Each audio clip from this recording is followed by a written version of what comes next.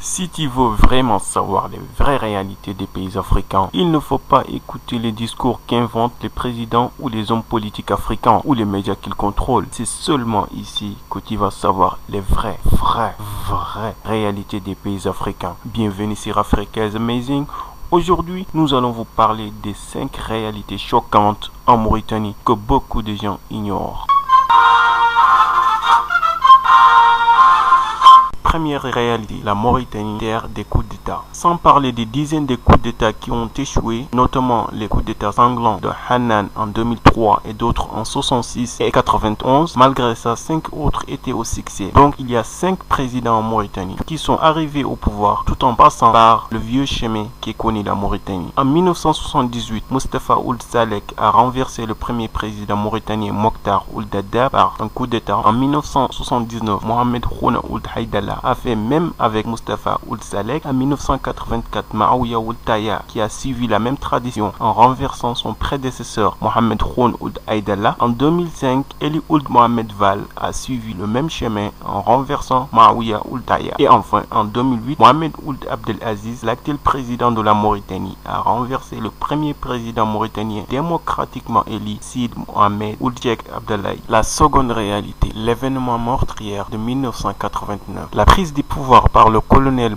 Maouya Ould Taya à la suite d'un coup d'État du 12 décembre 1984 est marquée par l'événement meurtrier entre 1989 et 1991. Ces dernières sont marquées par les assassinats des milliers de cadres militaires et civils négro-mauritaniens et la déportation de plus de 120 000 négro-africains vers le Sénégal et le Mali, la radiation des milliers de cadres civils et militaires négro-mauritaniens de la fonction publique, le viol, la destruction des documents d'état civil, la confiscation des biens et de terres pour des négro-africains. L'auteur de cet événement, Ould Taya, n'a jamais tenu debout devant la justice pour répondre à ses crimes. Wow. La troisième réalité, la discrimination. Les Noirs représentent 70% de la population en Mauritanie et pourtant, il n'y a jamais eu un président noir en Mauritanie. Pour répondre à la question si un Noir a-t-il les mêmes droits qu'un Arabe blanc ou meurt en Mauritanie, Biram Da Oulabed a répondu à la question. Tout le monde sait très bien que non. Les Morts blancs, qui représentent moins de 30% de la population, sont largement minoritaires, mais ils s'accaparent tous les leviers du pouvoir, que ce soit politique, économique et administratif. Ils représentent 90% des membres du gouvernement, presque 100% des hommes d'affaires de la Mauritanie, 95% des officiers supérieurs. La discrimination est en contradiction avec les lois en vigueur, mais celles-ci sont faites seulement pour tromper les Occidentaux qui se satisfont des apparences. La loi qui criminalise l'esclavage n'a jamais été appliquée, comme dit Biram Da Oulabed. Les Haratines, qui représentent plus de 40% de la population, sont toujours des esclaves par ascendance et n'apparaissent presque pas dans les membres de gouvernement,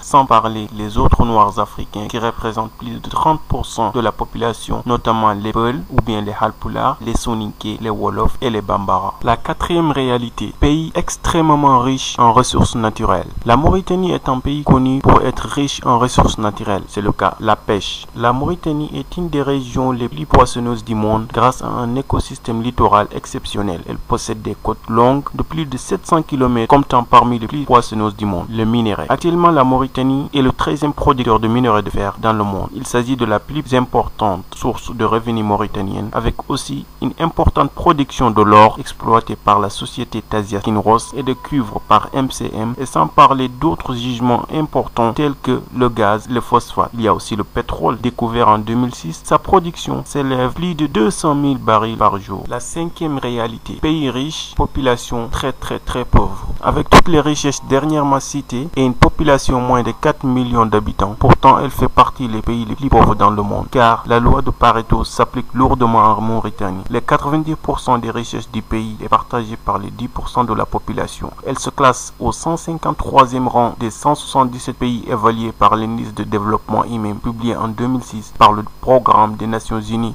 pour le développement PNUD. Plus de 60% des ruraux gagnent moins d'$1 par jour, contre environ 25% pour les habitants de la ville. La pauvreté se concentre surtout dans les régions du sud, notamment le Trarza, Guidimara, le Brakna, Gorgol et le Tagan. Voilà les 5 choses que nous avons programmées aujourd'hui pour la Mauritanie. Laisse un commentaire des choses que tu connais en Mauritanie que nous n'avons pas mentionné dans la vidéo et dis-nous ce que tu en penses. Si tu veux une vidéo sur d'autres pays africains, laisse ça en commentaire et n'oublie pas de consulter les autres vidéos que nous avons déjà publiées et de t'abonner à notre chaîne. En attendant ça, je vous dis Anis Roman, Djara Diof, Adjarama, Shukran, Anaoula.